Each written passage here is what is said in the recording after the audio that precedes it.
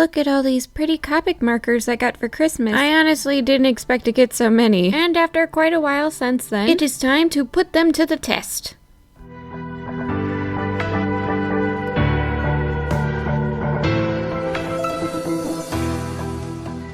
These are just some of the Copic markers I'm going to be using today. Kitty Mom actually got me a 36 pack, which I was not expecting. Mainly because this pack actually cost a whopping $200. But I am grateful nonetheless. Thanks, Mom. Getting started, you might notice that I'm using an ink pen that's not a Copic marker. And that's because I noticed something strange, and that is the 36 pack doesn't come with a straight red Copic marker. There's a straight blue color, a straight green color, reddish orange, reddish pink, even a reddish brown color, but no primary red color, which is super weird, which is why I'm using a red ink pen to ink the roses red, so to speak. And while my pastel finishes that up, you're probably wondering what the heck I'm coloring. Basically, short story is, when my school went completely remote for the second half of the spring semester, my 3D design teacher gave us a pretty fun but unusual assignment to make paper sculptures out of emotions. This is one of them, representing the emotion love. And what I'm coloring right now is its Kajinka. I made Kajinkas out of all 4 paper sculptures I did to really challenge myself on character design. I think I did a good job, but let me know what you guys think. Now back to the actual topic of this video. As my past self has finally finished inking, in retrospect I did actually like using the ink pen first, because I like how the crimson Copic marker looks combined with the red ink pen. It's a pretty look for the rose. It might be my favorite Copic color marker so far. I didn't realize what I was coloring, but I accidentally got some marker on my fingers and the paper. So there's a couple little droplets of Copic marker on it. Obviously mortified because there's no undo button on traditional art. Definitely had to be a lot more careful. Thankfully I didn't mess up again using the other colors. You know, I might have gotten a little bit too crazy detailing the rose. But oh well, red and reddish-ish colors will always be my favorite to do with traditional art. There's just so much you can do with those sorts of colors and make stuff look super cool or super pretty. Yeah, I'm pretty sure I use red in most of my traditional work. The first time I bought an ink pen, it was actually a red one and not a black one. This is not the last time I'm using red in this piece, which I am certainly okay with. After finishing up the rose, my past self will shade with Copic markers for the first time. I honestly didn't know how this was going to go or how well they would blend together, but when you've got new art tools, it's best to experiment to figure out what works and what doesn't. I didn't actually realize before getting the Copic markers that these are double-sided and 2-tipped markers. One side, which I use throughout the majority of this video, is more so a brush pen marker tip, while the other side is more so a highlighter tip, but it's a marker. It's pretty obvious to tell looking at the video playing in the background, but I much preferred using the brush tip. It's a bit easier to control than with the marker tip, and while my more anime-esque art style using sharp angular lines definitely doesn't suit a marker tip, I think I probably would have messed up a lot more on this piece if I did, because, well, it's just too big to color inside the lines with. Oh, looks like my past self is starting to shade. When it came to using different colors to shade, like with the green with the red marker, it was actually pretty fun, and I like the way how the rose looks, accented with a darker green. But using different shades of the same color did not go so well. The Copic markers just didn't blend as well using them, so I decided to not do that again. Using one of the mini gray markers combined with the crimson marker actually worked out pretty well. And then, as you'll see in a moment, I decided to try blending the green Copic markers with the light blue one. I honestly had no idea where this was going to go, but I was pleasantly surprised. I like the way how the colors blended together, even if it took a couple of tries. The cool gray was also nice for shading, but as you're all about to see as my past self catches up, blending the light blue with the gray did not go so well as it did with the blue and green. I wanted to try accenting what is supposed to be white paper with the light blue. However, I overestimated my ability to control the marker properly, so you're gonna see some messy Copic work from me in this part, to the point where the supposedly white paper almost looks blue. The gray marker did not blend at all with the light blue. This is just kind of how the wings turned out. Thankfully, I wasn't as messy as I was previously. Moving on to the lower half of the dress. I liked how the light green looked on the top half of the dress because it gave it a more shiny look. And while I didn't really do anything for a shading, well, it actually looked more 3D with the Copic markers. Although I definitely still struggled with coloring in the lines just because the tips are really big. Or maybe it's just me and I need to go a lot slower. Oh, and here's a warning for anyone who's looking to use Copic markers so you don't make the same mistake as me. Buy some really thick paper. I thought the Stone Edge paper that I was using in this video would be enough, but it wasn't. The Copic markers easily bled through to the other side, and now I have a reflected duplicate drawing on the back of the page, which, yikes. I was recommended Bristol paper for the Copic markers, but if anyone has any other suggestions, it would be greatly appreciated. Now on to my past self doing the last part of the drawing. This part is what I think I did the best, blending together the light green and the light blue markers. It gives off kind of a seaweed look to me, which I think is really pretty. And as my past self finishes up the drawing, I'd like to say that the Copic markers definitely require a learning curve. It definitely isn't easy to pick up, but it can make for some very fun and creative art. Also, beware of the price tag and the thickness of the paper that you need to use. But that just about does it for my thoughts on Copic markers. Let me know your guys' thoughts on anything that I covered in today's video. And here's the before and after of this drawing. Not too shabby for a first try, I think. I definitely really challenged myself on this one. And with that, Riot Kitty is signing out.